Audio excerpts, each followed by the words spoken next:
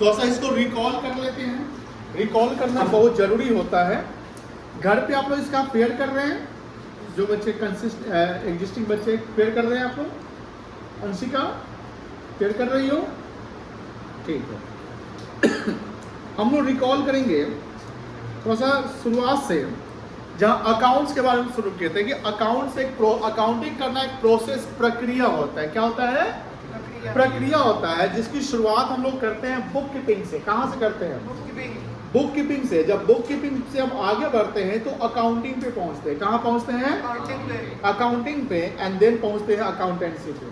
अभी आपका जो लेवल बनने वाला है, आपका जो लेवल है वो किस लेवल पे आप काम करेंगे? बुक कीपिंग पे। अकाउंट्स में का मतलब है कि where is money there is money there is accounting. मतलब कि सर अकाउंटिंग को जनरली हिसाब किताब की भाषा में बात करते हैं कि कहीं भी पैसे का लेन देन होता है। क्या होता है? लेन देन। लेन देन of the exchange of goods and services for consideration is called transaction. तो जहां पैसे का लेन देन होता है वहां अकाउंटिंग करना होता है। लेकिन जो छोटा छोटा बिजनेसमैन होता है, छोटा बिजनेसमैन मतलब जो बिजनेस सिस्टमैटिक ढंग से काम नहीं करता है, अनऑर्गेनाइज है, आज बंद किए कल खोल दिए, ऐसा सिस्टम होता है जिसके साथ कस्टमर का बिहेवियर कभी अच्छा भी रहता है, कभी खराब रहता है, कभी वो यहाँ बिजनेस कर रहा है, कभी वहाँ कर रहा है, कभी वहाँ कर रहा है, ये सब अनऑर्गेनाइज, वो सब अकाउंटिंग नहीं करते। अभी शादी ब्याह का सीजन चल रहा है ना, अब शादी ब्याह का सीजन है तो कभी जैसे कैटरर वाले को हम बुक कर लेते हैं, बैंड वाले को बुक कर लेते हैं, कैमरा वाले को, माली को, तो इसको तो उसको, सबको। अब कोई कहता है कि हम 35,000 में कर देंगे, कोई किसका 10,000 रहता है, किसी का 50,000 रहता है। आप उसको कैश में देते हैं या यूपीआई कर देते हैं, उस अनऑर्गेनाइज है, उसका वो अकाउंटिंग वगैरह नहीं। वो 50,000 आपसे लेगा, अपना जो स्टाफ सब उसमें बांट देगा, ले तेरा कितना हुआ, तेरा कितना हुआ, तेरा कितना हुआ, बांट दिया, कुछ पैसा अपना बचा लिया, है ना। लेकिन जो बड़ी बड़ी लेवल की कंपनी जो बड़ी बिजनेस होते हैं, बड़ी ऑर्गेनाइजेशन होती है, सरकार को उनसे बहुत ज़्यादा पैसे चाहिए, सॉरी सरकार को उनको टैक्स रेवेन्यू चाहिए ना, जब तो देश चलेगा। तो सरकार क्या करती है, जो ऑर्गेनाइज बिजनेस है, ऑर्गेनाइज बिजनेस मतलब पार्टनरशिप फर्म हो गया, सोल ट्रेडिंग हो गया, कोऑपरेटिव सोसाइटी हो गया, कंपनी हो गया, ये सारे बिजनेस को proper books of accounts maintain करने होते हैं, जिससे हम एग्जैक्ट सही तरीके से प्रॉफिट निकाल सकें। क्या निकाल सके? प्रॉफिट निकाल सके और उस प्रॉफिट पे हम टैक्स दे सकें। तो हम एज ए स्टूडेंट 11th में जब पढ़ने वाले हैं या कॉमर्स पे हम लिए, तो कॉमर्स में अकाउंटिंग हम उसी का सीखेंगे जिनको गवर्नमेंट के द्वारा या बुक्स वगैरह को मेंटेन करना होता है, कोई दिक्कत नहीं है। अब यहाँ पर जैसे हमने वही बात बताया कि हमारे बिजनेस दो प्रकार के कैटेगरी बांटे गए, ऑर्गेनाइज्ड और अनऑर्गेनाइज्ड, मतलब जो सिस्टमैटिक नहीं है, जैसे ठेला वाला, ऑटो वाला, जो छोटा सैलून वाला, बड़ा जावेद हफीज ऑर्गेनाइज कहलाएगा। जब बड़ा सैलून जो होता है ना वो सब ऑर्गेनाइज कहलाएगा। लेकिन जैसे मान लो छोटा किराना दुकानदार, पान वाला, समोसे वाला, पानी पूरी वाला, ये सब क्या कहलाएगा? अनऑर्गेनाइज कहलाएगा।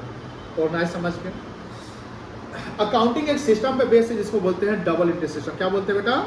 Double entry system. तीन चीज याद रखिएगा। ये डबल एंट्री सिस्टम का ओरिजिनेशन 1494 में हुआ था, लुकास पासियोली ने किया था, इन्वेंटर था, और ये कहाँ हुआ था? इटली में। इसका कॉन्सेप्ट का मत करना होता है डबल मतलब दो, डबल मतलब क्या होता है? दो, डबल। डबल एंट्री सिस्टम कहता है कि कोई भी ट्रांजेक्शन होगा ना, क्या होगा? ट्रांजेक्शन जो मनी के रूप में हो रहा है। सर ट्रांजेक्शन मनी के रूप में मतलब जैसे आप वहाँ अकेले पीछे बैठे, आप यहाँ आगे बैठ जाइए, समझ में आएगा। यहाँ आगे समझ आएगा।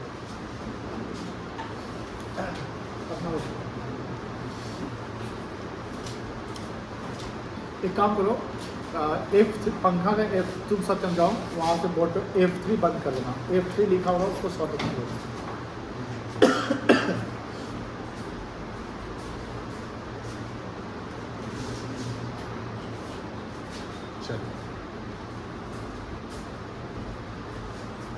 ट्रांजैक्शन मतलब लेन देन, जो हमने बोला, जैसे एक बिजनेस में बहुत सारी ट्रांजैक्शंस होती है। अब आप लोग जो नए बच्चे हैं, खासकर आप लोग बताइएगा, क्योंकि पुराने बच्चों को इसका आंसर पता है। नए में जैसे सिमरन, तुम्हारा नाम क्या? और तुम्हारा नाम नंदनी और अदिति, आप चारों बताइएगा और एक तो बच्चा तुम बताइएगा। जैसे मान लो कि आप एक शॉप जाते हैं, मान लो ज्वेलर्स के यहाँ गए, ज्वेलर्स शॉप तनिष्क शोरूम जाते हैं, कहाँ जाते हैं? तनिष्क शोरूम। और वहाँ जाते हैं, आपको कुछ खरीदने हैं, मतलब खरीदने हैं, आप पता करने के क्या रेट भाव चल रहा है। आप वहाँ गए,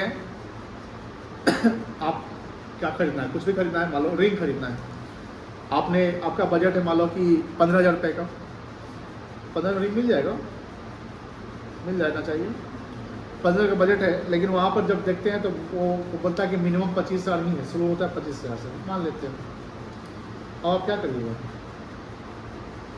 आपका थोड़ा सा कहेगा नहीं दूसरा दुकान देख लेते हैं ना, कभी कभी होता है कि आप 3-4 दुकान देख लेते हैं, लेकर कहीं कहीं भी नहीं लेते हैं, तो आपको मारता पिटता है क्या? नहीं पिटता। वो आपको 25 रिंग दिखा सकता है, 50 रिंग दिखेंगे दिखा देगा। आपने बोला कि ठीक है परसों आते हैं, कल आते हैं, आज हमको थोड़ा सा जानना पहचाना था, आप सब फोटो ले लेते हैं, हम देख लेते हैं, दिखा लेते हैं और ले लेते हैं, ऐसे आते हैं परसों, ठीक है। आप मुझे बताइए, जो बच्चे का हम अभी नाम लिए हैं, क्या आपने जब वहाँ गए, आप जब वहाँ गए आपने वो सोना का भाव देखा, मतलब वो देखा रिंग और 25,000 रुपये लगा कि हम ये ले लेंगे, मान लीजिए आपने उसको बोला कि हम यही लेंगे, परसों आते हैं, इसको रखे रहिएगा। वो बोला कि कुछ एडवांस कर दीजिए, आप बोले कि नहीं नहीं हम आएंगे तो ले लेंगे, हम एडवांस नहीं करेंगे, मान लेते हैं। अब बताओ तनिष्क शोरूम तो अकाउंटिंग करना होता है ना बड़ी सी ऑर्गेनाइजेशन। आपने जो 25,000 का देखा रिंग, क्या उसका वो अकाउंटिंग करेगा? करेगा। तुम बताओ यस और नो? यस, तुम बताओ सिमरन। नो या यस, ऐसे से नहीं, यस और no? No sir. Aditi yes sir, no sir. जितने बच्चे यस सर बोले हैं गलत है, जितने बच्चे यस सर बोले हैं वो गलत है, नो नहीं करेगा। बोलेगा क्यों नहीं करेगा? क्योंकि हमने क्या बोला, where is money there is accounting. क्या आप जब सामान लेने गए क्या वहाँ पर उसने कुछ पैसा आपसे एडवांस मांगा या लिया? मांगा लेकिन आपने दिया। कोई चीज़ हुआ, कोई बिल बना, बिल बनवे नहीं किया, अकाउंटिंग कर दीजिएगा? नहीं, अकाउंटिंग करने के लिए वाउचर चाहिए। क्या चाहिए? वाउचर। वाउचर में क्या लिखा था? इतना रुपया इतना सामान है ना। तो अभी तो कुछ फाइनल हुआ ही नहीं, आप तो पसंद करने गए, आपको पसंद आया लेकिन लिए नहीं। अब 4 दुकान में आप कपड़ा देखने जाते हैं, एक सूट लेना है, लड़का खरीदने के लिए, लड़का की शादी के लिए आपको एक सूट लेना है, आप 4 दुकान देखने गए, तो किसी एक के दुकान से ना सूट लीजिएगा, चारों से सूट ले लीजिएगा? नहीं लीजिएगा। तो चारों दुकानदार अकाउंटिंग करेगा? अकाउंटिंग कहाँ होगा? जहां सूट बिकेगा। समझ गए? हम अगर कोई चीज देखते हैं, पसंद करते हैं, लेकिन मनी वहां इन्वॉल्व नहीं है तो अकाउंटिंग नहीं। लेकिन अगर हम खरीद लेते हैं या बेचते हैं, चाहे वो नगद खरीदे या उधार, नगद या उधार, वहां अकाउंटिंग करना पड़ेगा। अगर मान लीजिए आपने उधार खरीदा तो अकाउंटिंग करनी पड़ेगी, बिकॉज आप भविष्य में आपको पैसे चुकाने पड़ेंगे। कोई दिक्कत नहीं बेटा, आप लोग तो समझ गए होंगे। यही डबल इंटरेस्ट सिस्टम कहता था। अब आते हैं जैसे डबल इंटरेस्ट सिस्टम है, जैसे ये वर्ड जो है आपकी जिंदगी भर तक रहेगा, जब तक आप हम लोग जिंदा रहेंगे। डेबिट और क्रेडिट। डेबिट को शॉर्ट में डीआर लिखते हैं, जैसे अकाउंट से डीआर को डेबिट करेंगे, डॉक्टर नहीं करेंगे। जैसे ना डीआर को डॉक्टर करते हैं, तो एमबीबीएस जो कर रहे होंगे, यानी मेडिकल कैरियर आपने सब करेक्ट कर रहे हो, हम बायो लेके पीसीबी लेते हैं, तो डीआर आप बोलेगा डेबिट होता है, तो बोलेगा डीआर मतलब डॉक्टर होता है, तो कहाँ से पढ़ के आ गए? बोला कॉमर्स में आके देखो ना, डीआर मतलब डेबिट होता है नहीं? तो डीआर मतलब क्या होगा अकाउंटिंग में? बोलो बेटा, डेबिट होगा। और सीआर मतलब क्रेडिट। लेकिन यहाँ कभी कभी क्रेडिट का बहुत सारा मीनिंग निकल सकता है। अगर पूरा क्रेडिट लिखा हुआ, क्रेडिट सेल, क्रेडिट परचेज वाली, क्रेडिट का उधार भी कहते हैं। क्या कहते हैं? उधार। जैसे हमने बोला कि जब अकाउंटिंग करते हैं तो कोई चीज को डेबिट करना होता है और कोई चीज को क्या करना होता है? क्रेडिट। यानी एक ही चीज जैसे 10,000 रुपए का होता है, तो 10,000 से कोई अकाउंटिंग हेड डेबिट होगा, तो कोई अकाउंटिंग हेड क्या होगा? क्रेडिट। वो अकाउंटिंग हेड क्या होगा अभी हम सीखे नहीं, वो अभी हम लोग को सीखना है आगे, है ना। तो ट्रांजैक्शन का हमने बताया कि ट्रांजैक्शन का होता है exchange of goods and services for consideration is called transaction. Consideration का मतलब होता है समथिंग इन रिटर्न। कंसिडरेशन का मतलब क्या होता है? Something in return. जैसे मान लो एज ए बायर, जब हम कोई सामान खरीदने जाते हैं तो हम पैसा देंगे तो हमको क्या मिलेगा? सामान मिलेगा। तो मेरे लिए सामान कंसिडरेशन कहलाएगा। मेरे लिए सामान क्या कहलाएगा? कंसिडरेशन। और उस सेलर के लिए कंसेशन क्या कहलाएगा? पैसा कहलाएगा। क्या कहलाएगा बेटा? कोई दिक्कत नहीं है। जैसे ये सब ट्रांजेक्शन है, जैसे गुड्स खरीदे, गुड्स मतलब सामान होता है, गुड्स मतलब क्या होता है? जिसका हम ट्रेड करते हैं वो गुड्स हो गया। जैसे स्टेशनरी वाले के लिए किताब, कॉपी, पेंसिल, पेन सब क्या है? गुड्स। कार शोरूम में गुड्स क्या कहलाएगा? कार। फर्नीचर शोरूम में गुड्स क्या कहलाएगा? फर्नीचर। इलेक्ट्रॉनिक शोरूम में इलेक्ट्रॉनिक आइटम्स गुड्स कहलाएगा। लैपटॉप शोरूम में गुड्स क्या कहलाएगा? लैपटॉप। मोबाइल शोरूम में गुड्स क्या कहलाएगा? मोबाइल। कपड़ा शोरूम में गुड्स क्या कहलाएगा? कपड़ा। कोई दिक्कत नहीं है। अब कपड़ा शोरूम में मान लो टीवी लगा हुआ बड़ा सा स्क्रीन, या सीसीटीवी कैमरा में टीवी लगा रहता है ना, तो वो क्या गुड्स कहलाएगा? नहीं। गुड्स क्या कहलाएगा? जिसको हम रीसेल के लिए खरीदे उसको क्या कहेंगे? गुड्स। कोई दिक्कत नहीं है। ये सब ट्रांजेक्शन है। अब अकाउंटिंग के मीनिंग समझिए। अकाउंटिंग का मीनिंग बता दें। Accounting is an art. Art मतलब क्या होता है? कला। कला। किसी को आर्ट कैसे आता है? अगर आपको आर्ट, आपका आप सब में किसी को किसी चीज का आर्ट होगा ना? क्या आर्ट है? आपको किसी का आर्ट है? हाँ, ड्राइंग का आर्ट है। आप मेरा फोटो बना सकते हैं? पोर्ट्रेट, वाह, कॉपी बना सकते हैं। आपको ड्यूटी मिलता है कल मेरा फोटो आप बना के लाएंगे, ठीक है? मेरा फोटो ले लीजिए, नहीं तो सोशल मीडिया से ले लीजिए, ठीक है? चलिए, इसको आर्ट कह सकते हैं। कल देखेंगे कितने अच्छे आर्टिस्ट हैं। और कोई किसी को आर्ट किसी चीज़ में, आप लोगों को, आपको किसी चीज़ में आर्ट है पता? पोर्ट्रेट मतलब अभी मेरा फोटो बना के लाइए, दोनों का कंपटीशन। क्या आता है? Simple drawing. तो सिंपल ड्राइंग बना के लाओगे। तुमको किसी में आर्ट है? अरे वाह, सब ड्राइंग कर जाएगा। आप बेटा कुछ ही हो सकता है। सिंगिंग, डांसिंग, ये भी आर्ट होता है। किसी को थोपना पीटना भी आर्ट होता है, कुछ भी। या कॉमेडी, या कोई जैसे नहीं होता है, आप लोग स्कूल में कभी कोई ये किए होंगे एक्टिंग, क्यों? डांस, एक्टिंग मतलब नाट्य रूपांतरण, जैसे एक्टिंग नहीं होता है, किसी चीज़ कोई चीज़ बनना होता है, ऐसा कुछ। बोलो तुमको कोई आर्ट, कुछ बनाने का भी आर्ट, खाना वाना, या मैगी टैगी? मैगी तो सब बना लेते हैं। आपको बेटा खाना बनाना, वेरी गुड। चलो, आपको बेटा? हाँ, डांस सिंगिंग बोथ, ठीक है। तुमको डांसिंग। आपको बेटा? तुमको रे कुकिंग। अरे वाह, देखिए बच्चा को कल पास्ता बना के लाएगा। चलो, तू? कुछ नहीं। हाँ, ये कर तू रे? Singing, cricket. अच्छा तुम बता दिया। तुम? इसी को आर्ट कहते हैं। और वो आर्ट कैसे आप लोगों को आया? आपको अगर डांसिंग आता है, किसी को ड्राइंग आता है, किसी को कुछ नहीं आता है, तो कैसे वो आया? रेगुलर प्रैक्टिस, कंसिस्टेंसी से, डिसिप्लिन से। तो आर्ट, अकाउंटिंग में वही बात है। जब आप 11th आ रहे हो, 12th आ रहे हो, तो ये आर्ट मेंटेन करना है। जब हम अकाउंटिंग करें, यानी अकाउंटिंग आसान कब होगा? आपको डांसिंग आसान लगता होगा, लेकिन हमको तो आसान नहीं लगेगा। हमको बोल दिया कि डांस करिए, हम नहीं करते बात, तो हमने सारे डांस नहीं किए। तो कहने का मतलब क्या है? जिस चीज में आप प्रैक्टिस नहीं करते हैं उसके आप आर्टिस्ट नहीं हो सकते। एक वेब सीरीज आया था अमेज़न पे, फर्जी, ठीक है? तो उसमें जो आर्टिस्ट कितना तेज रहता है कि मशीन भी उसकी गलती को नहीं पकड़ पाता है ना, नहीं 500,000 का होना होता। यही कहलाता है art creates from regular practice. Art is the internal energy. कैसे? Art is the internal energy जो क्रिएट या डेवलप होता है आपके रेगुलर प्रैक्टिस से।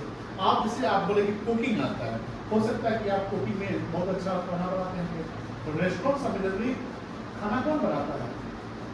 मेल पर्सन का होता है, शेफ का मेल होता है, फाइव होटल में, किसी होटल में मेल। तो आप इसको गलत नहीं करते। घर में महिलाएं खाना बनाती है, लेकिन उस पुरुष को अच्छा हो सकता है कि अपनी मम्मी से भी खाना अच्छा बनता हो, नहीं पॉसिबल हो सकता है कि फ्यूचर में आप इसे बोले, आप क्या बोले थे बेटा? आप कुछ बोले थे?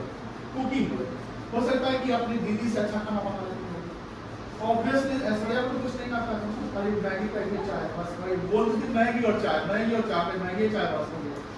तो ये उससे अच्छा करना, ये कह सकते हैं कि ये आपने खाना अच्छा बनाना सीखा। कैसे? एक बार तो सीखा मम्मी से, पापा से सीखा होगा, एंड देन आप उसको हैबिटेट हो गया, हैबिट से आदत बना। वो आदत बनते क्या this is called the R, ठीक है। अकाउंट में आपको क्या करना है बताओ। देखो अब हम आपसे पूछेंगे अकाउंट को स्ट्रॉन्ग रखना है तो क्या करना है? Regular practice. अगर रेगुलर प्रैक्टिस तो आर्टिस्ट हो जाएंगे, महान कहलाएंगे, यानी आपको कहीं प्रॉब्लम नहीं हो। तो ये होता है accounting in the art of recording, classifying and summarising. ये तीन वर्ड को सीक्वेंस में यूज करना। पहला वर्ड क्या हो गया? Recording, classifying and summarising of an interpreting data. Interpreting का मतलब होता है मीनिंगफुल, अंडरस्टैंडेबल। किसी चीज का मतलब निकालना ही इंटरप्रिटेशन कहलाता है। जैसे लॉ समझ, जब कभी कोई वेब सीरीज या मूवी देखे होंगे, क्योंकि आप लोग कभी कोर्ट तो नहीं गए होंगे अभी तक, इस एज में नहीं ना गए हैं, लेकिन कोर्ट को आप कहाँ देखे होंगे? टीवी पे विजुअलाइज किए होंगे कि वकील होता है, पक्ष का विपक्ष का, एक जज बैठा रहता है, गवाह रहते हैं, कुछ मीडिया रहता है, कुछ दर्शक रहते हैं, वहाँ पर बहस चलते रहता है। अब कोई मीनिंग, कोई वर्ड होता है, उसका इंटरप्रिटेशन निकलता है। इंटरप्रिटेशन मतलब ये वकील कुछ और बोल रहा है, वो वकील कुछ और बोल रहा है। एक मूवी अभी बहुत ज़्यादा अभी न्यूज में चल रही है, केसरी 2, केसरी चैप्टर 2 अक्षय कुमार का है। उसमें वकील मतलब कि कोर्ट के अंदर की लड़ाई दिखाया जाता है, जहाँ एक इंडियन वकील जो एडवोकेट है, आप देखोगे ऐसा जालिया वाला हत्याकांड सुने हैं? वेरी गुड, किताब में पढ़े होंगे। तो मेरा एक सवाल है, वो किस साल हुआ था? ईयर में कंफ्यूजन है। 1919 1919 में अप्रैल का महीना। उसमें लगभग 1000 से अधिक लोगों को मार दिया गया। 2 उसके जनरल और डायर था, याद होगा उसको। एक आदमी तो सुसाइड कर लेता, उसके बाद एक आदमी को इंडिया का एक जो सिख पर्सन होता है उधम सिंह, इंग्लैंड जाकर उसको गोली मारता है, वो भी 15 साल बाद, 34 में। लेकिन बात यह है कि इसके बीच में एक और इंसान की जिक्र अभी तक इतिहास में नहीं हुई थी। वो एक साउथ के एक थे, मतलब केरला उनका जन्म हुआ था, नाम उनको याद नहीं आ रहा है। वो एक एडवोकेट, और वो केस करते हैं ब्रिटिश गवर्नमेंट पे कि जो निहत्था लोग हैं, मान लीजिए कि हम आज़ादी की लड़ाई के लिए कहीं पे धरना दे रहे हैं, निहत्थे हैं, अहिंसा, अहिंसा समझते हैं ना तो वहाँ पर आप उसको कैसे, आप उसको आंसू गैस, टीयर गैस, पानी, वाटर, यही ना करके भगा सकते हैं। आप उसको गोली तो नहीं मार सकते हैं। लेकिन वो क्या किया, बिना वार्निंग दिए हुए आया और 10 सेकंड बाद फायर करवा दिया। 6 महीने का 9 महीने के बच्चे को मरवा दिया। इंटरप्रिटेशन मतलब क्या है कि जब कोर्ट में जब बहस होती है ना, तो जितना आपका तेज दिमाग है, जितने आप तेज है, उतने ज़्यादा आप उसको इंटरप्रेट कर सकते हैं। That is interpretation. कोई दिक्कत नहीं है। डेटा मतलब होता है इंफॉर्मेशन जो हमें मिलता है in a significant manner in terms of money और मनीज वर्थ। मनीज वर्थ का मतलब से मान लो ये व्हाइट बोर्ड है, अब मान लो कि हम इसको कहीं एक्सचेंज करें, किसी को बेचेंगे, तो ये तो मनी नहीं है ना, लेकिन इसका वैल्यू तो होगा ना। वैल्यू इसको बोलते हैं वर्थ। वर्थ मतलब वैल्यू। अब मान लीजिए कोई कंपनी में एम्प्लॉय ज्वाइन करता है, एम्प्लॉय, उसका वैल्यूएशन नहीं कर सकते, लेकिन उसको जो सैलरी दे रहे हैं उसका वैल्यूएशन कर सकते हैं, कितना का काम कर रहा है। कोई गुड्स है, जैसे मान लो ये गुड्स है, इसका हम वैल्यूएशन कर सकते हैं, कितना का वैल्यू हो सकता है, उसको वर्थ कहते हैं। क्या कहते हैं बेटा? वर्थ। लेकिन जो करेंसी, हार्ड करेंसी आपके पास है, इंडिया में करेंसी कौन इशू करता है? RBI. Very good, RBI. RBI act कब आया था? नहीं पता? कॉपी में लिख लो कहीं पे, ये सब जानना जरूरी है। अब जो हम लिखवाएंगे पूछेंगे। आरबीआई एक्ट आया था 1934 में।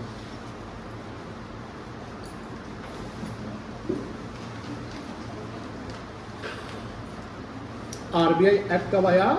1934 में, ब्रिटिश इंडिया के समय में आया। इंडिया इंडिपेंडेंट कब हुआ सब जानते होंगे? 1947 में। 1947 से जब जो पहले हुआ ब्रिटिश इंडिया में। आरबीआई एक्ट 1934, कोई दिक्कत नहीं।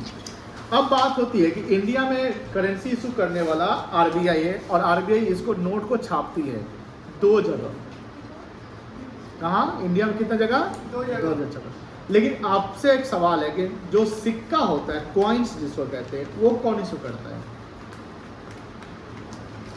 कॉइन्स कौन इशू करता है? क्या आरबीआई इशू करती है? किसी के पास सिक्के हैं Yes, sir. और किसी के पास नोट है, उस दोनों को देखिए। सिक्का जो है वो भारत सरकार इशू करती है, उसको देखिएगा भारत सरकार लिखा रहेगा, और जो नोट होगा उस पर लिखा रहेगा क्या? आरबीआई लिखा रहेगा। हाँ, सर। अब किसी के पास नहीं है तो बोला कि हम कैसे देखें? हम दिखाते हैं तुम्हें। 500 रुपीज देखिए, ये गड्डी आपको मिल जाए तो क्या करिएगा? कहीं पे दिख रहा है reserve bank of India? Yes, sir. दिख रहा है ना? ये रिजर्व बैंक का इशूअर है। बता, इस पे किसी का साइन रहता है। किसका साइन रहता है? Very good, governor of RBI. अब मेरा सवाल है, गवर्नर कौन है अभी? नहीं, अभी गवर्नर है संजय मल्होत्रा। कौन है गवर्नर? संजय मल्होत्रा। संजय मल्होत्रा।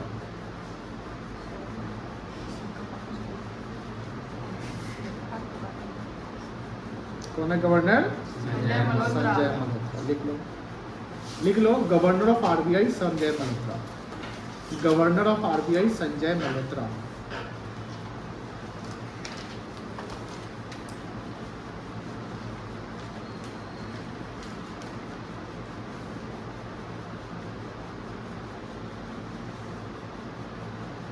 चले आगे, हटा दे बेटा। चलिए, ये सब जानकारी रखना चाहिए। कल हम पूछेंगे आप लोगों से 2 बातें, 3 बातें, 3 नहीं 4 बातें। आरबीआई एक्ट कब आया? करेंसी कौन इशू करता है? आरबीआई। कॉइन्स कौन इशू करता है? और आरबीआई का गवर्नर कौन है? संजय मल्होत्रा। ये चारों याद रखिएगा। चलो आगे देखते हैं। Accounting is the process of recording the transaction into systematic form. Systematic का मतलब कंसिस्टेंसी, एक डिसिप्लिन वे में, प्रॉपर वे में, जहाँ पर गलती नहीं करें। आर्ट का स्किल होता है, रेगुलर प्रैक्टिस और कंसिस्टेंट प्रैक्टिस से होता है। रिकॉर्डिंग ट्रांजैक्शन का करते हैं, जिसको जर्नल में कहाँ करते हैं बेटा? जर्नल में। क्लासिफिकेशन जो करते हैं वो करते हैं हम लोग लेजर में। ये सब हम लोग को आगे सीखना है, छोटा सा चीज़ें। समराइजिंग यानी बुक कीपिंग के 3 प्रोसेस होते हैं। बुक कीपिंग कितने चीज होते हैं? 3 process। Journal, ledger and balance। Trial balance. Journal में रिकॉर्डिंग, लेजर में पोस्टिंग और ट्रायल बैलेंस में कास्टिंग। कास्टिंग का मतलब टोटलिंग। कास्टिंग का मतलब क्या होता है? टोटलिंग करना। कहीं लिखे होंगे, टोटलिंग करना कास्टिंग को कहते हैं। पोस्टिंग मतलब पोस्ट करना, और जर्नल में रिकॉर्ड करते, कोई दिक्कत नहीं है। अब आते हैं types of accounts. Types of account 2 प्रकार के। कितने प्रकार के? 2 प्रकार के। एक होता है पर्सनल अकाउंट और एक होता है कितने प्रकार के अकाउंट है? 2, पर्सनल और इम्पर्सनल। अब पर्सनल के 3 प्रकार हैं। पर्सनल कितने प्रकार है बेटा? 3 प्रकार है। आर्टिफिशियल, नेचुरल और representative. Artificial, natural and representative. और इम्पर्सनल 2 है, रियल एंड नॉमिनल। कोई दिक्कत नहीं है। पर्सनल में जो आर्टिफिशियल होता है, जिसको कोई किसी ने बनाया, उसको बोलते हैं आर्टिफिशियल। या किसी इंसान ने बनाया या लॉ ने बनाया। जैसे कोई कंपनी, कोई भी ऑर्गेनाइजेशन हो गया, कोई भी पॉलिटिकल पार्टी हो गया, मंदिर, मस्जिद, सब आर्टिफिशियल है। क्या है बेटा? आर्टिफिशियल। इसको आर्टिफिशियल पर्सनल अकाउंट कहेंगे। जैसे बैंक हो गया, BJP, RCB, sole trading firm, partnership firm, gurdwara, temple, any types of organisation. कोई दिक्कत नहीं है। नेचुरल पर्सन जानते होंगे, जिसको नेचर ने बनाया, उसको क्या बोलते हैं? जैसे राम, सीता, मोहन, ज्ञान। मछली, मुर्गी, गाय, भैंसी नहीं आएगा। बोलिएगा वो भी तो नेचर, उसको भी तो नेचर ने बनाया, बोलिएगा ना। लेकिन वो नहीं आएगा। अब क्यों नहीं आएगा? वो लेन देन कर ही करता है। अब मछली कुछ खरीदता है नहीं ना, आप मछली को खरीदते हैं या मछली को इसलिए कोई बेचता है, पास में। तो वो पर्सनल नेचर यहाँ पर नहीं आएगा। यहाँ पर कोई पर्सनल मतलब नेचुरल पर्सन, जो इंसान जो लेन देन करता है, वो आएगा। ठीक है। रिप्रेजेंटेटिव जो किसी को रिप्रेजेंट करता है। जैसे प्रोप्राइटर बिजनेस में जो पैसा लगाता है, प्रोप्राइटर जो पैसा बिजनेस में इंट्रोड्यूस करता है, उसको क्या बोलते हैं पता है? उसको बोलते हैं पूंजी। क्या बोलते हैं? पूंजी। पूंजी का मतलब कैपिटल। पूंजी का मतलब क्या होता है? Capital. Capital represents the proprietor. अगर मान लो कि हम कंपनी का किसी प्रोप्राइटर बिजनेस का हम एक बैलेंस शीट देखते हैं, जहां हम देखते हैं कि बैलेंस शीट में या किसी बिजनेस में 25 लाख रुपया पूंजी लगा हुआ है। तो जैसे 25 लाख पूंजी की जब बात करते हैं तो दैट पूंजी इज कॉल्ड कैपिटल, दैट पूंजी is called capital and capital belongs to proprietor, capital belongs to proprietor. इससे समझ में आ गया कि यहाँ कैपिटल लिखा है तो मालिक का मतलब जैसे इसमें कोई मालिक है, इस मालिक की अपना मालिक मतलब एक कॉमर्स, अब इसमें बोला कि इसका कैपिटल 25 से बोल रहा है, सॉरी 25 ज्यादा हो गया, 25 लाख रुपए का है। कितने का होगा? 25 लाख, मतलब कि इनका 25 लाख रुपए इसे इन्वेस्ट करके कह सकते हैं ना, वो हो गया। उसके अलावा मान लो कि जब प्रोप्राइटर बिजनेस चलाता है तो उसको अपना पर्सनल यूज के लिए तो पैसा चाहिए होगा कभी कभी, तो हो सकता है बिजनेस से निकाल लिया। अब हमेशा पैसा लगाएंगे ही बिजनेस में, कभी जरूरत पड़ेगा तो क्या करेंगे, तो निकालने को ड्राइंग्स कहते हैं। क्या कहते हैं? ड्राइंग्स कहते हैं। ड्राइंग्स भी किसको रिप्रेजेंट करेगा? Proprietor. Money withdraw by proprietor for his personal use. Personal मतलब अपने यूज के जो पैसा प्रोप्राइटर विड्रॉ करता है उसको क्या बोलते हैं? ड्राइंग्स। कोई दिक्कत नहीं बेटा। सैलरी ड्यू, ड्यू मतलब होता है बकाया किसी को, जैसे कोई स्टाफ को बिलोंग करेगा। ड्यू का और भी नाम है जैसे आउटस्टैंडिंग, एरियर, पेबल। पेबल मतलब पे करना है, एरियर जैसे आप ना पहले जब बिजली जो मीटर लीजिए प्रीपेड मीटर नहीं हुआ करता था, पहले क्या, उसके पहले क्या आता, बिल आता था कि हम बिजली पहले कंज्यूम कर लेते थे तब, तो वो पोस्टपेड कहलाता था। क्या कहलाता था? पोस्ट मतलब होता है बाद में, पोस्ट मतलब बाद और प्री मतलब पहले। तो पहले होता है कि हम बिजली कंज्यूम कर लेते थे, उसका बिल आया, मान लो कि हम बिल का पेमेंट नहीं किए तो बिजली कटता था कि चलते रहता था? पहले चलते रहता था, 2 महीने का 3 महीने का हो जाता था, यानी एरियर हो जाता था। क्या हो जाता? एरियर। एरियर तो बकाया हो जाता, तो मेरी लायबिलिटी बढ़ जाती है, भैया पैसे ज्यादा पेमेंट करना। अभी क्या काम ही नहीं, अभी जब तक रिचार्ज नहीं होगा तो बैलेंस से 0 हो गया तो 2 बनने लगेगा, और 0 पे नहीं 25-30 रुपया रहता तभी से टाया करते रहते हैं। सपोज करो कि अपना बेडरूम के बगल में लगा लिया है तो बस हो गया, उसको मजबूरी पैसा डालना पड़ेगा तो बस वही करता है। अब जब आपका बैलेंस जब 0 हो जाता है तो भी कटता नहीं है, 10-20 तक नेगेटिव ले जाता है मेरे ख्याल से। एक बार तो ऐसा हुआ कि एक आदमी नहा रहा था। कहाँ पे नहा रहा था? घर में, ठीक है। वो घर में नहीं नहा रहा था, वो जैसे घर के बाहर मोटर होता है ना, मोटर चापाकल, तो मोटर तो पाइप से नहा रहा था, इसलिए होता है जैसे कहीं पे होता है, आराम से नहा रहा, पूरा आधा नहा लिया था, शैम्पू साबुन पूरा लगे ले, और उसको ध्यान नहीं था कि मीटर का टाइम कर रहा है, कब कट जाएगा। वो तो एनी टाइम कभी भी कट जाता है, मैंने कट गया नहाना हो गया पूरा उसका। और गधा वो आदमी क्या कर रहा था, वो पाइप से इसे नहा रहा था, उसको बाल्टी में भर के नहाना चाहिए था, बाल्टी में कुछ पानी स्टॉक रिजर्व रहता ना, रिजर्व समझते ना, नहीं था। अब आगे क्या हुआ हो तो बोला, पूछता कि वो लाइन हो कि ऐसे बोला, मतलब भोजपुरी में तो बोलता हाँ लाइन तो है ही, देखो ना हमारा मोटर खराब हो गया लगता है, पानी नहीं आ रहा है, उसको पता है कि लाइन कट गया मेरा। फिर जैसे तैसे अपने घर में फ़ोन किया, मतलब घर में नहीं, घर में अपने पत्नी को बोलता है कि पानी, तो घर में जो पानी रहता है तो वो ना, मतलब ऐसा सिचुएशन अभी हो गया है कि इमरजेंसी में कभी कोई काम कर रहे हैं और अगर आपको मीटर रिचार्ज करने का ध्यान नहीं है तो काम रुक जाएगा, बिजली कट जाएगा आपका। उसको हम प्रीपेड कहते हैं। प्रीपेड का मतलब हो गया पहले पैसा दो तब आप बिजली कंज्यूम करो, कोई दिक्कत नहीं है। आजकल मोबाइल में भी पोस्टपेड और प्रीपेड होता है, कोई दिक्कत। चलिए, प्रीपेड मतलब पेड इन एडवांस। प्रीपेड मतलब क्या हुआ? Paid in advance. चलिए यहाँ पर एग्जाम्पल समझा दें कि मान लो कि रमन जो है बिजनेस से पैसा 10 लाख रुपया लगाया, तो 10 लाख कहलाएगा क्या?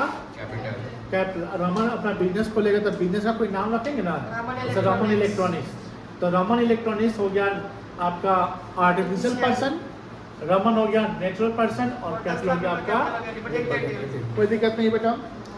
इम्पर्सनल जो पर्सन से बिलोंग नहीं करता उसको इम्पर्सनल कहते हैं। इम्पर्सनल 2 प्रकार के होते हैं, रियल एंड नॉमिनल। रियल होता है जो एसेट से बिलोंग करता है, नॉमिनल इनकम एक्सपेंस से बिलोंग करता है, कोई दिक्कत नहीं है। जब एसेट्स में आते हैं तो एसेट्स का मतलब जो जिसके मेरा फाइनेंशियल राइट्स है, जिसको हम बेच सकते हैं, जो मेरा है, जैसे बिजनेस के लिए व्हाइट बोर्ड, मशीन, फर्नीचर, जिससे हमको फ्यूचर में पैसा आ सके उसको क्या बोलेंगे? एसेट। जैसे बैंक में मेरा 25 लाख रुपया जमा है, उसको हम एसेट्स बोलेंगे। कितना बोलेंगे? 25 लाख। अब बैंक के पास तो 25,000 करोड़ होगा, तो पूरा बैंक मेरा होगा क्या? पूरा बैंक मेरा नहीं है। बैंक में जो बैलेंस मेरा है वो मेरा है, तो वही एसेट्स कहलाएगा। आपके बिजनेस से गल्ला समझते हैं ना? गल्ला में मान लो कि 10,000 रुपया कैश है, कैश है, उसको बोलते हैं कैश में। क्या बोलते हैं? Cash in hand। Cash in hand is also called assets. Assets का मतलब जो आपका है। कैसे? एक कार शोरूम वाले के पास कार स्टॉक गुड्स है, स्टॉक है, वो स्टॉक एसेट्स हो गया। कार शोरूम का जो मालिक है तो कैसे चलता है? कार से चलेगा। कार शोरूम का मालिक का बाइक से चलेगा, कार चलेगा, तो कार उसमें क्या हो गया? एसेट्स। अब कार शोरूम में तो उसका अकाउंटेंट सब होगा, वो उसका लैपटॉप वगैरह होंगे, मोबाइल फोन होंगे, जो कंपनी दी होगी वो सब भी क्या हो गया? एसेट्स। जो लैंड होगा, लैंड मतलब जमीन होता है, बिल्डिंग होता है, वो भी क्या हो गया? एसेट्स। कस्टमर जाएगा तो खरीदने की बात नहीं करेगा, सोफा का तो लगा रहेगा ना, तो फर्नीचर हो गया, वो भी क्या कहलाएगा? एसेट्स। एसी वगैरह सब लगा होगा, मशीन वगैरह होगा, वो भी क्या कहलाएगा? एसेट्स। तो सब उसी ऑर्गेनाइजेशन का है जो आपका है, जिसको आप फ्यूचर में बेच सकते हैं, जो हमें फ्यूचर इकोनॉमिक बेनिफिट देते हैं। इकोनॉमिक बेनिफिट्स, इकोनॉमिक बेनिफिट्स का मतलब होता है जहां से हम पैसा अर्न कर सकते हैं, उसको क्या बोलते हैं? Economic benefit. जैसे आप पढ़ाई कर रहे हैं, फ्यूचर में आपको ये इकोनॉमिक बेनिफिट दे सकता है, नहीं दे सकता है? दे सकता है। तो अभी आपको पढ़ाई में जो खर्च करेंगे, स्कूल वालों को दोगे, कोचिंग वालों को, किताब वालों को, कॉपी वाले को, या जो भी खर्च कर रहे हैं, जैसे आने जाने का जो कुछ खर्च होता होगा, ये सब आपके लिए क्या है? इन्वेस्टमेंट। क्या है बेटा? इन्वेस्टमेंट। इन्वेस्टमेंट समझते होंगे कि जब हम इन्वेस्ट करते हैं तो पैसा हमको बाद में मिलता है ना, तो कहीं पैसा लगा दिया 10 साल बाद पैसा, वही इन्वेस्टमेंट अभी आपके लिए पढ़ाई पे खर्च करना भी इन्वेस्टमेंट कहलाता है। बट वो इन्वेस्टमेंट के लिए एसेट्स, उसका रिटर्न हमको कब मिलेगा?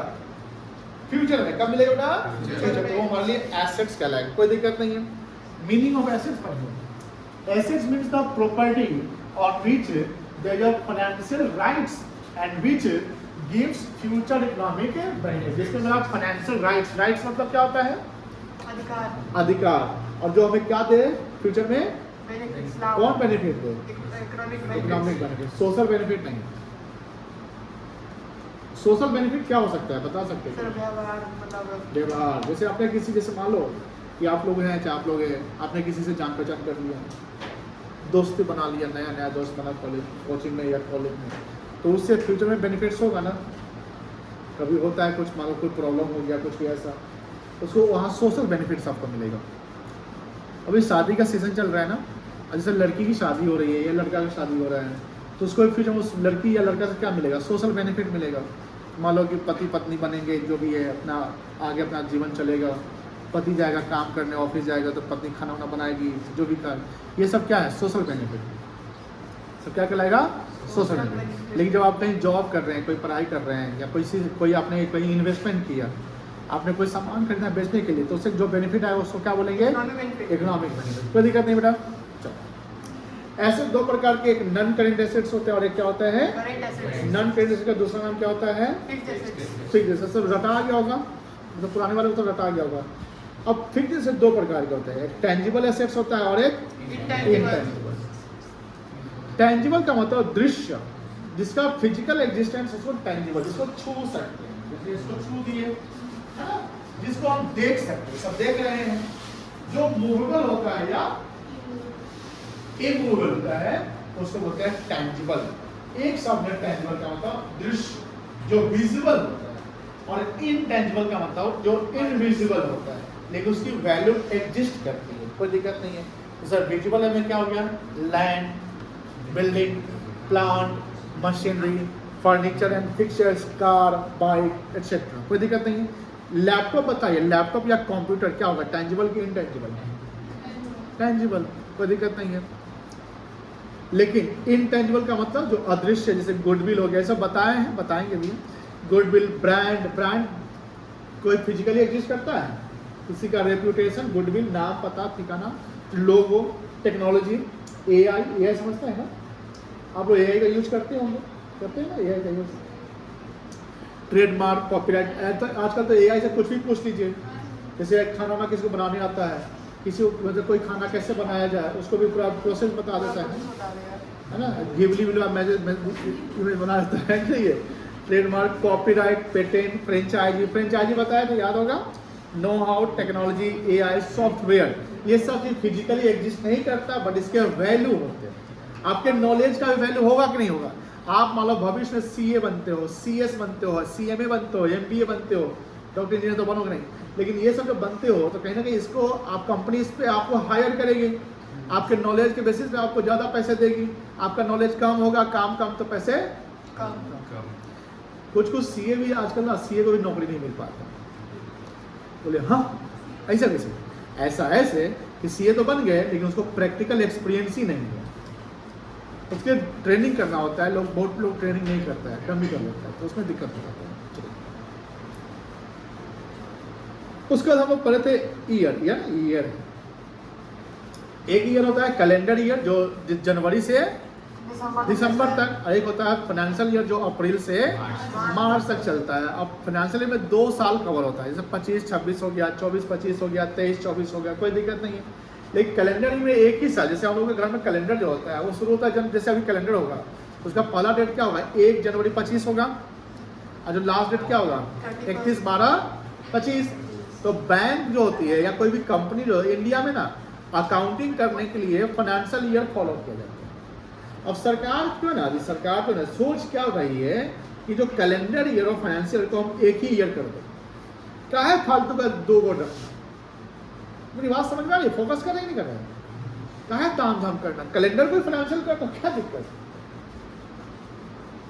टेंशन नहीं करते, हो सकता है नहीं हो सकता? सरकार है कर सकती है, सरकार ऐसा विचार कर रही कि हो जाएगा फ्यूचर में, बट अभी क्या है इंडिया में 2 साल है कैलेंडर और चलो लाइब्रेरी को हम बाद में बता देंगे। आज हम थोड़ा सा नया चीज़ पढ़ेंगे, वो लिखित में ठीक है। लेक्चर कितना हुआ आज में? 6 7 6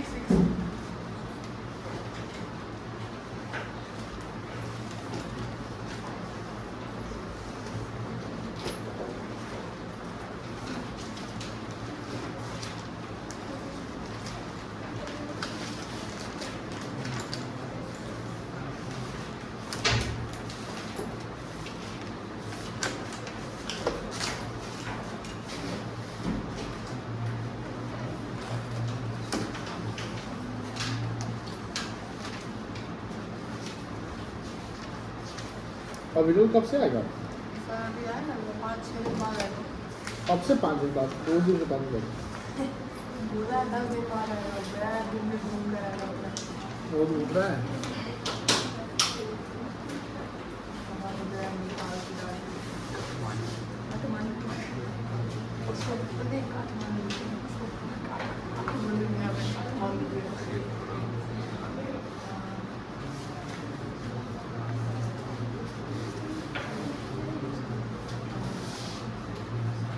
एक्सपेंसेस और एक्सपेंडिचर्स, एक बिजनेस में क्या एक्सपेंसेस हो सकता है? कुछ नाम आप लोगों को सर पता है?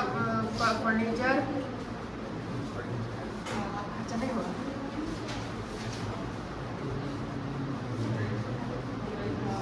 सैलरी,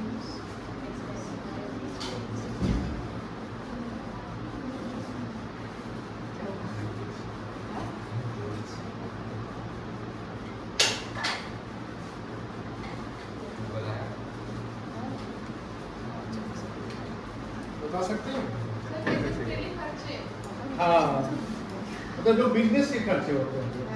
अब घर में हम किराना का आइटम मंगवाते हैं, आलू प्याज, तो ये सब खर्चा बिजनेस का खर्चा नहीं होगा। बिजनेस का खर्चा जो बिजनेस में होता है, salary, very good. Rent paid करना, रेंट, वेरी गुड। और बोलो सब लोग बोलो, बोलो ना, बोलो। तो जो उसका गुड्स खरीदना, गुड्स खरीदना, ठीक है। और बोलिए। फर्नीचर्स वगैरह जो फर्नीचर इज नॉट एक्सपेंसेस, वो एसेट्स हो गया। एक्सपेंस जो डे टू डे होते रहता है हमेशा। और भी बोलो, बहुत सा चीज़ है जो नहीं बोल रहे हैं। Electricity, very good. और बोलो बोलो बोलो बोलो सिमरन। रेंट देना, वो तो बोल दिया। उसके अलावा अरे बहुत सारा आइटम है। दुकानदारी नहीं करते हैं, नहीं करते, लेकिन बिजनेसमैन को हेल्प तो करना पड़ेगा आप लोगों को। बताएं हम क्या, वेजेज मजदूरी जिसको कहते हैं, फ्रेट भाड़ा हो सकता है, स्टाफ वेलफेयर, स्टाफ के कल्याण के लिए कुछ खर्चा। कस्टमर सब आता है, देखिए कभी कभी शोरूम में जाते होंगे तो कभी नहीं ना ठंडा कोल्ड ड्रिंक्स पिलाता है ये सब। कस्टमर इंटरटेनमेंट या कस्टमर हॉस्पिटैलिटी हो सकता है। और क्या, अभी लिखो मत, सब बता लिखवाएंगे बेटा, डोंट वरी। और क्या हो सकता है, फ्रेड जैसे बता दिया। स्टेशनरी, प्रिंटिंग स्टेशनरी जिसको कहते हैं। पोस्टेज, कुरियर, बिजनेस अगर कुछ टूट फाट जाएगा तो रिपेयर करवाना पड़ेगा, रिपेयर एंड मेंटेनेंस, है ना। ये सारे जो है एक्सपेंसेस कहलाएंगे। अब बात होती है कि एक्सपेंस, हमने एसेट्स को समझ लिया कि एसेट्स क्या होता है, इनकम को सॉरी लायबिलिटी को समझ लिया, लायबिलिटी क्या होता है। अब हम लोग जानेंगे एक्सपेंसेस और इनकम क्या होते हैं। कोई दिक्कत नहीं है, लिखिए एक्सपेंसेस लिखिए। एक्सपेंसेस दो प्रकार के होंगे।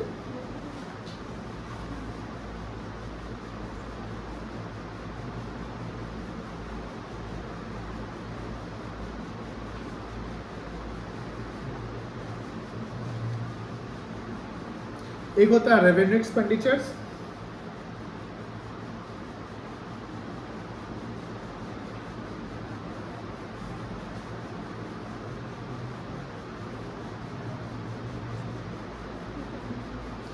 एक होता है कैपिटल एक्सपेंडिचर्स।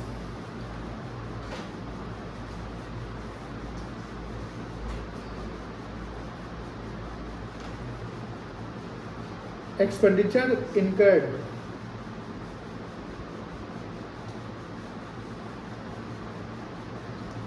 और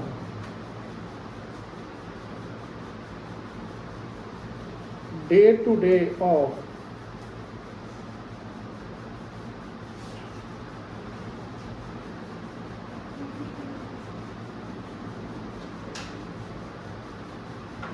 business operations.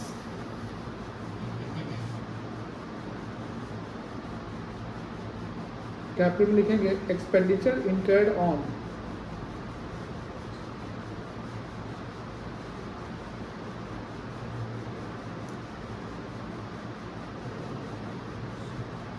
purchase of fixed assets or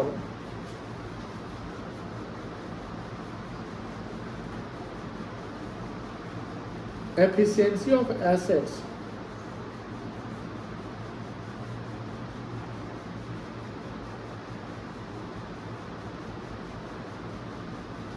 increases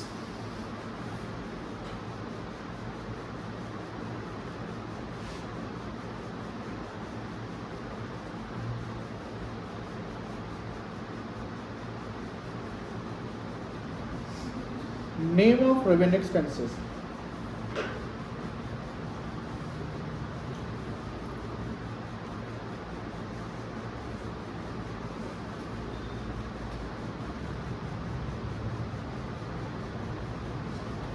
Salary,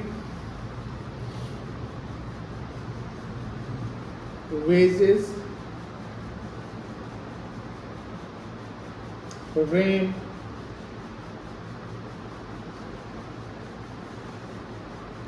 electricity expenses,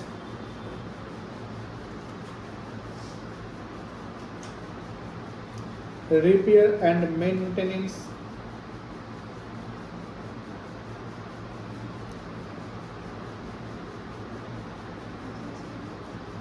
customer hospitality,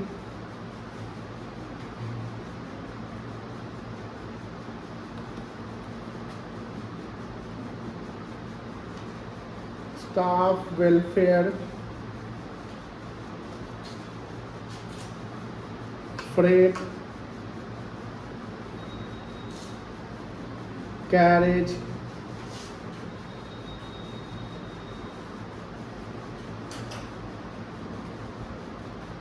printing and stationery, depreciation,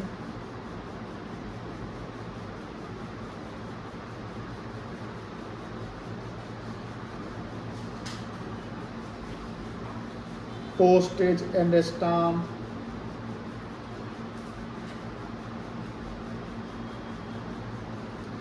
traveling expenses,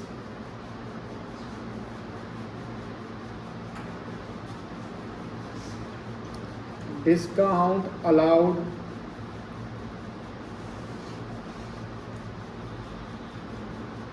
commission,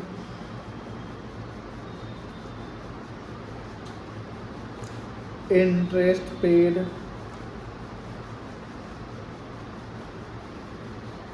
bad debts, advertisement, legal expenses,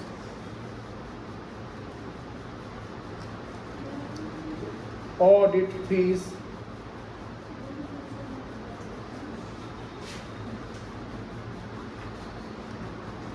sales promotion,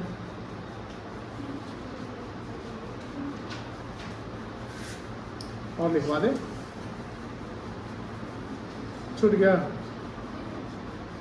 etcetera.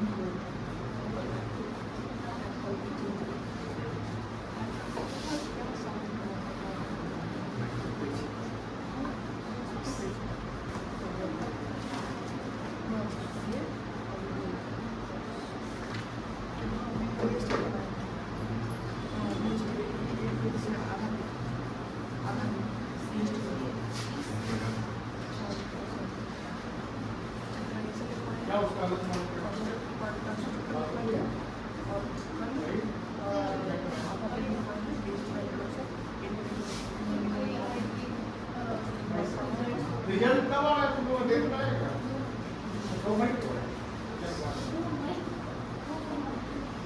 कब आ रहा है?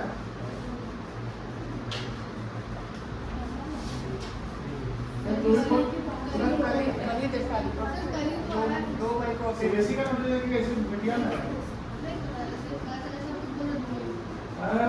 तैयारी कर ला, के लेबर दे labour बना है।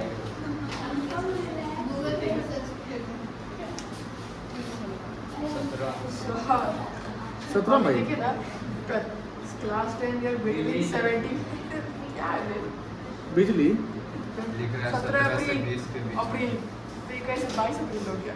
कौन बोल रहा है भाई सब? 2 मई को हमको भी लगता नहीं आएगा। यहाँ देखिए सर, हैं? सर यहाँ May 2 कहाँ मई 2? टाइम से बन गया पे है। यहाँ से अपलोड किया शॉर्ट आउट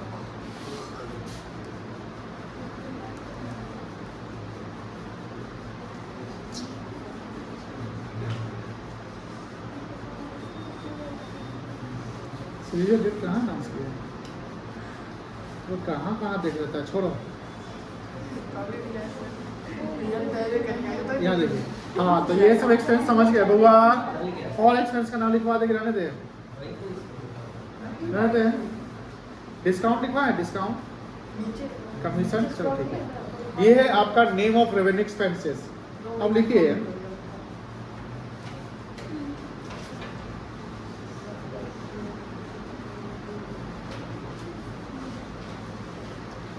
नेम ऑफ, जगह है आप लोगों के राइट साइड में, नहीं तो नीचे लिख लीजिए capital expenditure.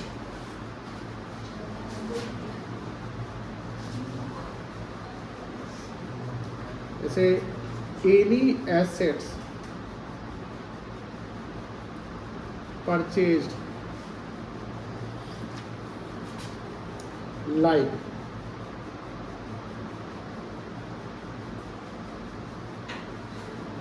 purchase of land and building,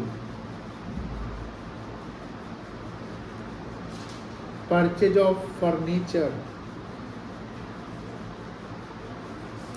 purchase of plant, purchase of car, etc. उसके अलावा installation expenses paid on machinery,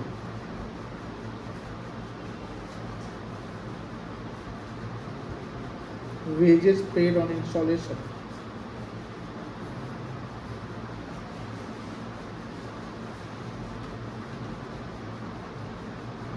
इसका हम लोग को अलग से एक चैप्टर पढ़ना है, तो इसको लोग डिस्कस करेंगे बाद में।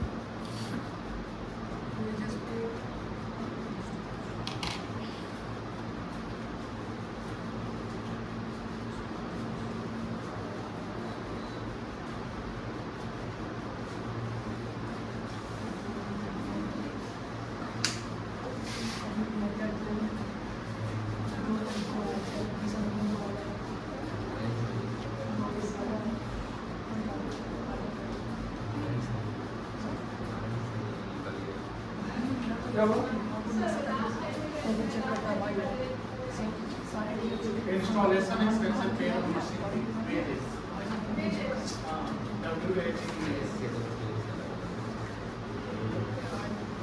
सबसे लास्ट में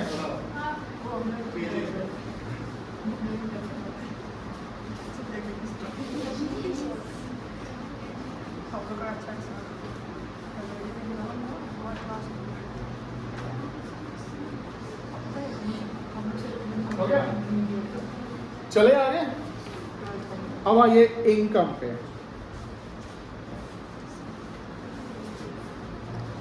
revenue income,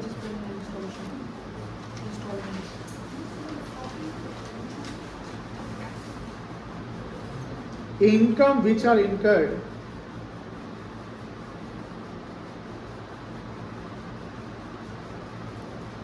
on day to day of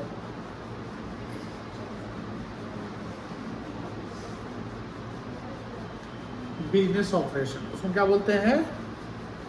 business operation, revenue income. Business operation क्या है? बिजनेस ऑपरेशन में एक एक्टिविटी हुआ, क्या हुआ?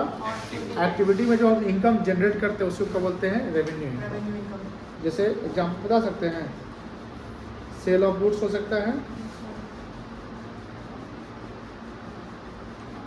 और क्या हो सकता है? बैड डेट रिकवर, जब पैसा डूब गया वो रिकवर हो गया।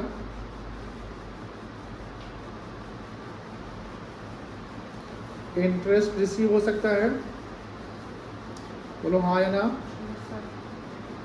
रेंट रिसीव हो सकता है, कमीशन रिसीव हो सकता है,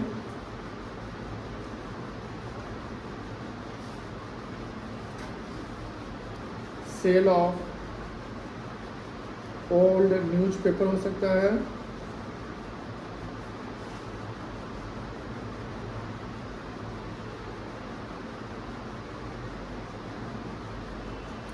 डिस्काउंट रिसीव हो सकता है।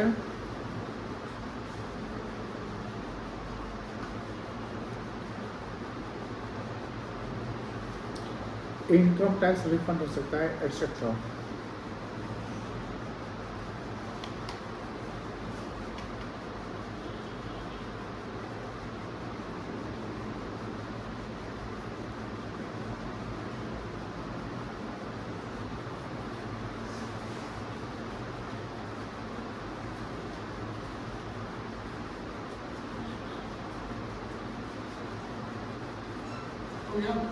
Yes sir. आप लोग यहाँ तक थोड़ा सा रिवाइज कर लेना। जो बच्चे नए हैं आप उनसे मिल लेंगे छुट्टी बाद, उनको लिंक जाएगा क्लासरूम का, उस पर आपको सारे नोट्स मिल जाएगा, ठीक है ना। कल का क्लास बेहतरीन, बेहतर और काफ़ी इम्पोर्टेंट होने वाला है। कल का क्लास काफ़ी इम्पोर्टेंट होने वाला है। कल हम लोग थोड़ा सा रूल्स पे पढ़ेंगे, आएंगे, rules of debit and credit, ठीक है, वो कल पढ़ेंगे। और कल इसके साथ अकाउंटिंग टर्मिनोलॉजी को भी समझेंगे। तो रूल्स ऑफ डेबिट क्रेडिट के लिए जो लेक्चर 4 में आपने देखा होगा, लेक्चर 4 या 3 टाइप्स ऑफ अकाउंट पढ़े थे ना, याद है? Yes sir. सर सभी चीज़ हाँ, ये यूज होने वाला है, तो थोड़ा सा इसको रिवाइज करना पड़ना है। और कल हम लोग थोड़ा सा रूल्स पे पढ़ेंगे, और ये जो नोट्स है इसको थ्योरी घर पे पढ़ते रहिएगा। क्या जैसे आर्ट कैसे डेवलप होता है, रेगुलर प्रैक्टिस से। प्रैक्टिस करिएगा। Practice makes a man perfect, है ना। नहीं सर, बेटर। चलो ये सर, करें। हाँ,